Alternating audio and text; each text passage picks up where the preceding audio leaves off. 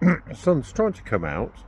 Right now it's 15.8 degrees, 12.9 overnight, and yesterday it was 20 point something. Well, it's getting cooler.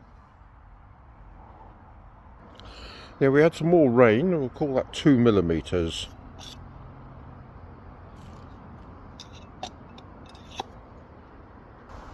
Yes, there's the sun, it's now out. Slightly different position, it's moving round. Those interested in my socks today. There's my socks, pizza and sushi. Well, there are some cows in the distant field over there, so things are going fine here. This is all part of the World Heritage Site of Stonehenge. So there we go.